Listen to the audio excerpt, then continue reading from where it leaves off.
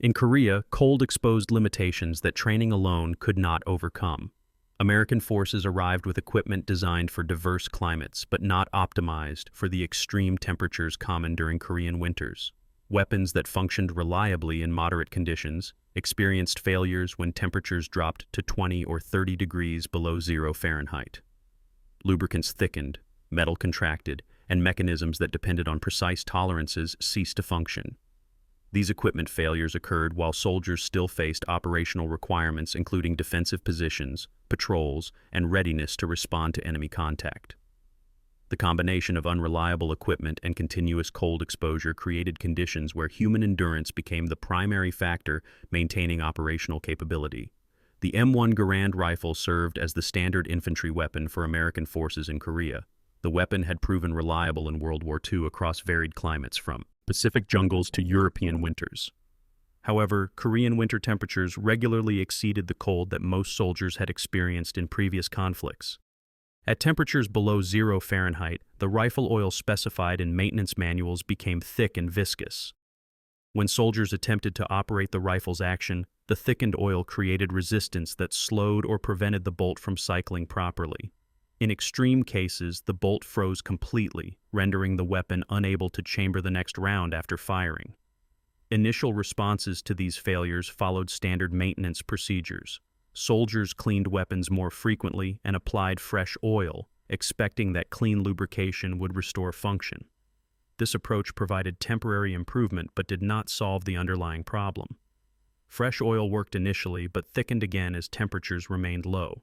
The cycle of cleaning, oiling, and watching the weapon gradually lose function became a daily reality for soldiers in forward positions. As experience accumulated, soldiers began experimenting with alternative approaches. Some reduced the amount of oil applied, reasoning that less oil meant less material to thicken. This helped, but created new problems. Insufficient lubrication increased friction between moving parts, causing accelerated wear. The immediate gain in cold weather reliability came at the cost of long-term weapon life. Soldiers and their leaders faced choices between short-term functionality and preservation of equipment that would be needed for months or years. Other soldiers went further, stripping lubricants almost entirely from weapons. A completely dry rifle had no oil to thicken, eliminating that source of failure. However, metal moving against metal without lubrication generated heat from friction and wore surfaces rapidly. Springs and small parts experienced increased stress. Weapons operated this way required more frequent replacement of components that wore out faster than design specifications anticipated. Units operating with dry weapons faced higher rates of parts failure and increased demands on supply systems already strained by other requirements. These adaptations occurred at individual and small unit levels without formal guidance from higher commands. Soldiers learned from experience what worked in their specific conditions and shared information informally. A technique that proved effective in one company spread to neighboring units through casual conversation and observation. This decentralized adaptation allowed rapid response to immediate problems but created inconsistency across the force. Different units adopted different maintenance practices, making it difficult for supply and maintenance systems to predict parts requirements or establish standardized procedures. Machine guns presented more severe challenges than rifles. The Browning automatic rifle and .30 caliber machine guns required more lubrication than rifles, due to their sustained fire capability and more complex mechanisms. These weapons could not function effectively without some lubrication, but the standard lubricants failed in extreme cold, just as they did in rifles. Machine gun crews faced more difficult choices because their weapons role demanded sustained fire that dry operation could not provide reliably. Crews experimented with various solutions. Some used lighter oils intended for different purposes, finding that certain types remained fluid at lower temperatures. Vehicle engine oil designed for cold weather sometimes worked better than weapon oil designed for moderate climates.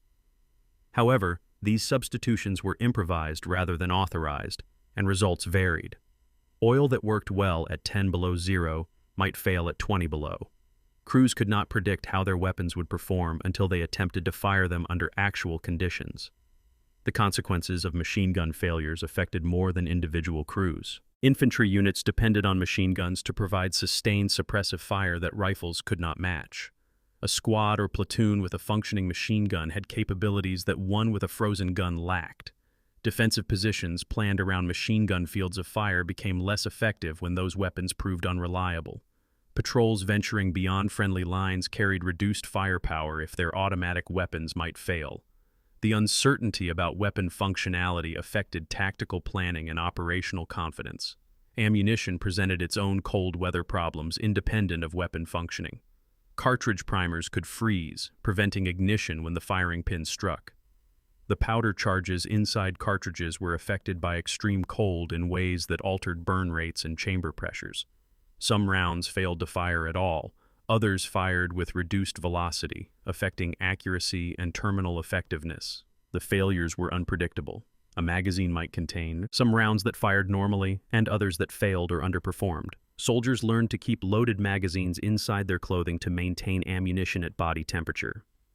This practice helped, but was not a complete solution. A soldier could keep 1 or 2 magazines warm against his body, but additional magazines carried in pouches or pockets remained exposed to cold. Once a warm magazine was fired and needed replacement, the next magazine came from the cold. This meant that a soldier might have 20 or 30 rounds of reliable ammunition immediately available, with all additional ammunition questionable. The practice of carrying magazines inside clothing created its own challenges.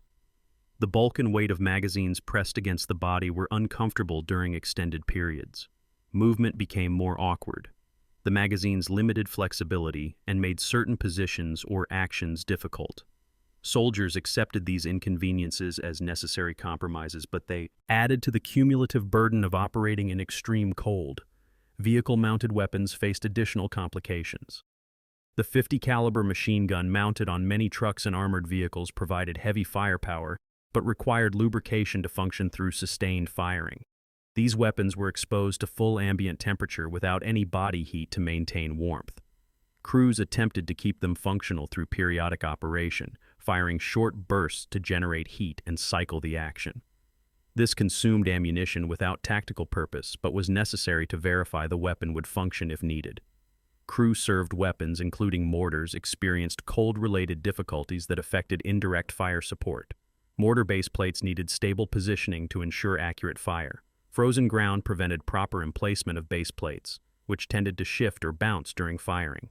This movement degraded accuracy and could damage equipment. Crews attempted various solutions, including breaking through frozen surface soil to reach more stable ground beneath, or building up surfaces with rocks or other materials. These workarounds consumed time and did not always produce satisfactory results. Mortar ammunition was also affected by cold. Propellant charges that launched mortar rounds were sensitive to temperature. Cold propellant produced lower chamber pressure and reduced range. Adjusting aim to compensate required calculations that crews had to estimate under field conditions. The adjustments were imprecise, reducing the accuracy of mortar fire. For units depending on mortar support to compensate for limited artillery availability, these accuracy problems reduced available firepower. Hand grenades, while simpler than firearms, also experienced cold-related difficulties. The safety pins that prevented accidental detonation became difficult to remove with gloved hands. Cold made the metal pins contract and fit more tightly in their holes. Soldiers needed to pull harder to remove pins, which was difficult with the thick gloves necessary for hand protection. Removing gloves to gain better grip exposed hands to immediate frostbite risk. The choice between protecting hands and being able to employ grenades quickly was a real dilemma in combat situations. The fuses in grenades were affected by temperature as well. Time delay fuses that should detonate 4 or 5 seconds after the spoon released might burn faster or slower in extreme cold. This unpredictability made it difficult to time grenade throws accurately. A grenade that detonated sooner than expected could endanger the thrower. One that delayed too long gave enemies time to throw it back or take cover. These timing variations reduced the effectiveness of grenades as tactical weapons. Vehicles required extensive preparation each day before they could operate. Engine oil thickened in cold temperatures, making engines nearly impossible to start without intervention. Maintenance crews developed elaborate starting procedures that consumed hours each morning. Oil was drained from engines overnight and warmed by fires before being poured back into engines in the morning. This process required fires, containers to hold oil, and personnel to manage the process. The time spent on vehicle starting delayed daily operations and absorbed resources. Batteries lost capacity in extreme cold. sometimes retaining only 30 or 40% of their normal power. Weak batteries could not turn cold engines through thickened oil. Battery blankets and heaters helped when available, but supply of these items was limited. Units learned to remove batteries from vehicles at night and store them in heated tents or buildings when such shelter existed. This preservation effort added to the evening and morning routines that already consumed significant time. Fuel systems froze or gelled in extreme cold. Diesel fuel was particularly prone to paraffin crystallization that blocked fuel filters and lines.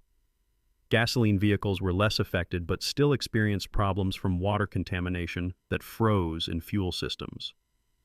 Vehicles that had started successfully in the morning might fail later in the day if parked for extended periods in extreme cold. Keeping engines running continuously consumed fuel without operational benefit, but became necessary to prevent vehicles from freezing into immobility. Track vehicles, including tanks and armored personnel carriers, had their own cold weather challenges. Track links became brittle in extreme cold and broke under stress. The metal contracted and lost flexibility, making tracks more prone to failure. Track repairs in extreme cold were difficult work that exposed maintenance personnel to severe conditions while they struggled with frozen pins and brittle metal. The repair work took longer in cold than in moderate temperatures, reducing the rate at which disabled vehicles could be returned to service. Hydraulic systems in vehicles stiffened or failed as hydraulic fluid thickened. Steering systems became difficult to operate. Brakes responded slowly or not at all. These control problems made vehicle operation hazardous even when engines ran. Drivers had to anticipate braking distances being longer than normal and steering response being delayed. On icy or snow-covered roads, these control difficulties created genuine safety risks. Radios and other electronic equipment functioned poorly in extreme cold. Vacuum tubes that were standard in radio equipment of that era became fragile and failed more frequently. Connections loosened as metal components contracted. Battery-powered radios lost operating time as batteries drained quickly in cold. Radio operators learned to keep spare batteries warm inside clothing just as infantry kept ammunition warm. The practice helped but could not fully compensate for the reduced battery life. Signal quality degraded as equipment performance declined. Transmission range decreased. Reception became more difficult with increased static and interference. Communication that had been reliable in moderate temperatures became intermittent or failed entirely in extreme cold. Units operating in dispersed positions lost contact with higher headquarters or adjacent units. This communication degradation occurred precisely when coordination was most difficult due to reduced mobility and when information about conditions was most needed for decision-making. Wire communication proved more reliable than radio in some respects but presented its own challenges. The wire itself became brittle in extreme cold and could break when handled. Insulation cracked, creating short circuits that disrupted communication. Snow and ice accumulation on wire created weight that pulled down lines. Maintenance of wire lines required constant patrols to locate and repair breaks. These patrols exposed soldiers to cold and diverted personnel from other duties. Optical equipment, including binoculars, rifle scopes, and rangefinders, experienced fogging and frost formation on lenses. Moisture from breath or body heat condensed on cold glass and froze, obscuring vision. Soldiers learned to avoid breathing on optics and to brush frost off lenses carefully, but the problem persisted. Observation and target identification became more difficult when optical equipment could not be used reliably. This reduced the effectiveness of designated marksmen and observers whose roles depended on clear, long-range vision. Personal equipment, including watches, compasses, and flashlights, also failed in cold. Watches stopped when lubricants in their mechanisms froze. Compass liquids thickened, making needles sluggish or immobile. Flashlight batteries lost power and bulbs became fragile. These failures of basic tools complicated navigation, timekeeping, and night operations. Soldiers had to rely more heavily on natural phenomena, including sun position and stars, for orientation, skills that not all possessed equally. Clothing and personal gear experienced cold-related degradation. Boots became stiff and inflexible. Laces froze and could not be tied or untied without extensive effort. Zippers on jackets and sleeping bags froze and broke when forced. Canvas and fabric became brittle and tore more easily. Repair of damaged gear was difficult in extreme cold, and replacement items were not always available through supply channels. The cumulative effect of these equipment failures was that soldiers operated with reduced capability across all systems simultaneously. Weapons might not fire reliably, vehicles might not move, communications might not function, personal equipment might fail. Each individual failure was manageable in isolation, but the combination created a degraded operational environment where nothing could be assumed to work as designed. Adaptation occurred through necessity rather than choice. Soldiers developed routines for checking equipment constantly. Weapons were cycled repeatedly to verify they would function. Vehicles were started periodically to ensure they would run when needed. Radios were tested regularly to confirm communications remained possible. These verification procedures consumed time and attention, but became essential to maintaining any operational capability. Guard duty during extreme cold illustrated the intersection of equipment limitations and human endurance. Soldiers assigned to observation posts needed to remain alert for hours while exposed to temperatures that could cause frostbite within minutes. Their weapons needed to be immediately available and functional despite those same temperatures. The tension between protecting themselves from cold and maintaining readiness created impossible conditions that soldiers nevertheless had to endure. Guards learned to keep weapons inside their parkas when possible, using body heat to maintain functionality. This meant the weapon was not immediately ready but would function when drawn. The alternative of keeping the weapon exposed and ready meant accepting that it might not fire when needed. Different soldiers made different choices based on their assessment of which risk was greater. These individual decisions reflected the absence of clear doctrine for extreme cold operations. Night guard shifts were particularly challenging. Darkness reduced visibility, while cold reduced mobility and equipment reliability. A guard who detected movement or sounds had to respond quickly despite numb extremities, stiff joints, and weapons that might be frozen. The physical and mental challenge of remaining effective under these conditions exceeded what training had prepared soldiers to handle. Experience became the only teacher, and the lessons came at the cost of failures and close calls that could have proven fatal. Patrols beyond friendly lines combined all the equipment challenges with the additional stress of potential enemy contact. Patrol members knew their weapons might malfunction at the critical moment. Their communications gear might fail, preventing them from calling for support. Their physical condition after hours moving through cold would be degraded. These concerns affected how patrols were planned and executed. Missions that would have been routine in moderate weather became high-risk operations in extreme cold. Patrol leaders had to consider whether the intelligence value or tactical benefit of a patrol justified the risk of sending soldiers into conditions where equipment failures were likely. Some patrols were canceled when conditions were judged too severe. Others proceeded with reduced scope or duration to limit exposure. The operational tempo slowed as commanders made more conservative decisions based on realistic assessment of capabilities in extreme cold. Defensive positions established in frozen ground required extensive effort to create even minimal protection. Soldiers could not dig proper fighting positions in frozen earth. The positions they managed to create were shallow and provided limited cover. The inadequacy of these positions was accepted as unavoidable rather than a failure of effort. Soldiers understood that the ground defeated their best attempts and adjusted expectations accordingly. The shallow positions offered less protection from both enemy fire and environmental conditions. Wind and blowing snow entered positions easily. Soldiers in these positions were exposed to the full force of winter weather with only minimal shelter. The combination of tactical vulnerability and environmental exposure created situations where survival became the primary achievement, with effective defense being a secondary goal that might not be achievable. Artillery support faced cold-related limitations that reduced available firepower. Artillery pieces required lubrication to function, but the same problems that affected small arms affected artillery mechanisms. Recoil systems froze or became sluggish. Sights and traverse mechanisms stiffened. Crews worked continuously to keep weapons functional, but reliability decreased regardless of their efforts. Fire missions were executed when possible, but the rate of fire and accuracy were reduced compared to operations in moderate weather.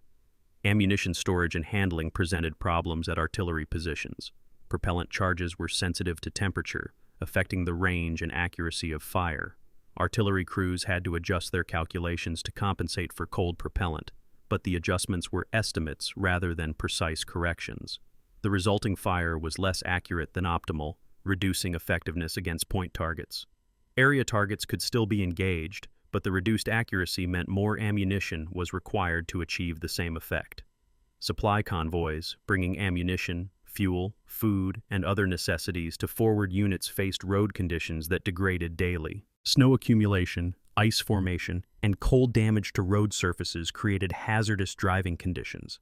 Convoys moved more slowly and experienced higher rates of accidents and vehicle breakdowns. The reduced supply flow meant that units received less than planned quantities of everything they needed. Ammunition allocations were reduced, fuel deliveries were cut, food supplies were limited. These shortages compounded the difficulties created by equipment failures. Medical care for soldiers injured by cold or combat was complicated by environmental conditions. Aid stations operated in unheated or minimally heated tents. Medical personnel worked in conditions that made detailed treatment difficult. Instruments and medications were affected by cold just as weapons and equipment were. Solutions and medications froze. Instruments became difficult to handle with gloved hands.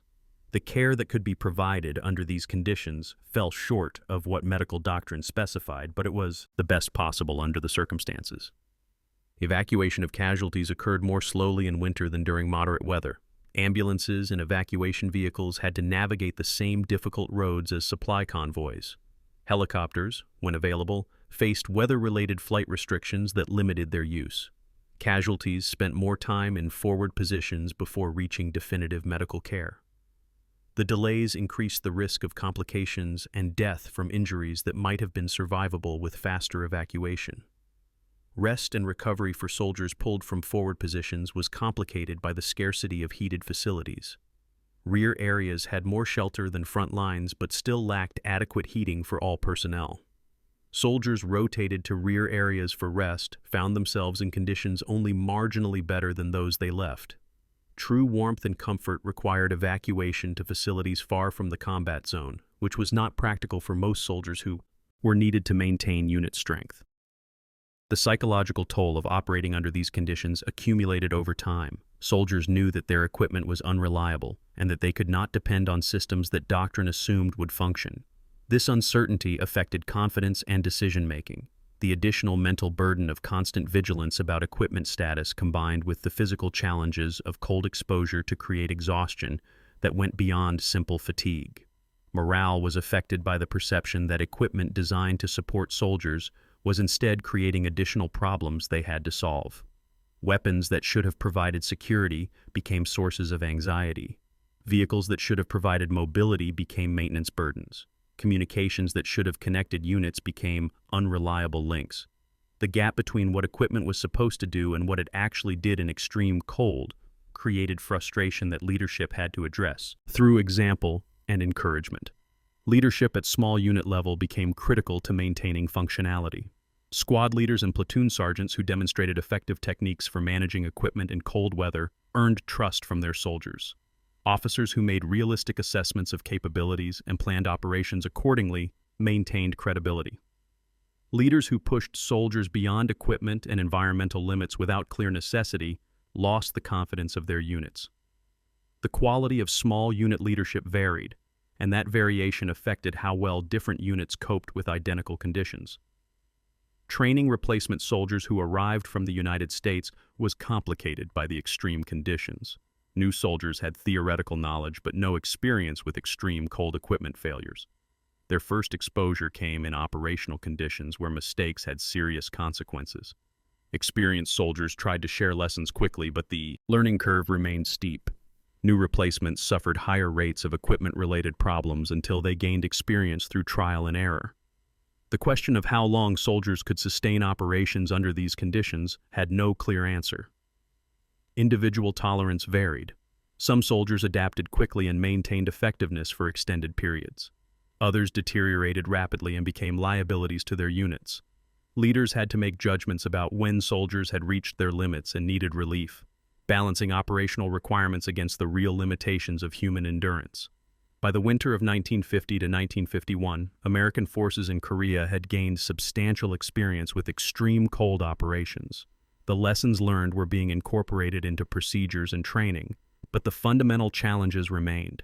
Equipment designed for moderate climates continued to fail in extreme cold. Soldiers continued to endure exposure that approached the limits of human tolerance. The adaptations that developed helped soldiers survive and maintain some operational capability, but they did not eliminate the underlying problems. The experience demonstrated that human endurance could compensate for equipment limitations to a point, but that point had boundaries. Soldiers could maintain frozen weapons through constant attention. They could keep vehicles running through elaborate procedures. They could operate communications despite unreliable equipment. However, these compensations consumed energy and attention that reduced overall effectiveness. A unit spending half its time maintaining equipment had half as much time for tactical operations. The strategic implications of these limitations affected campaign planning. Major offensive operations became impractical during the most extreme cold periods. Defensive operations consumed more resources than anticipated because of equipment maintenance requirements. The tempo of operations slowed as commanders adjusted expectations to match realistic capabilities. These adjustments were necessary but affected the broader conduct of the war. Reflecting on the Korean War winter experiences, the phrase that weapons froze but men did not captures a partial truth. Equipment failures were common and created severe operational challenges. Soldiers did continue functioning despite those failures, demonstrating resilience and adaptability. However, this continuation came at substantial cost measured in exhaustion, cold injuries, and reduced effectiveness. The human endurance that compensated for frozen weapons was not unlimited. Soldiers paid a physical and psychological price for operating under conditions that exceeded what training and equipment were designed to support. Their performance under those conditions reflected determination and professionalism, but it also highlighted the consequences of deploying forces into environments that exceed the capabilities of available equipment and the realistic limits of human endurance. Subscribe if you want more military stories like this.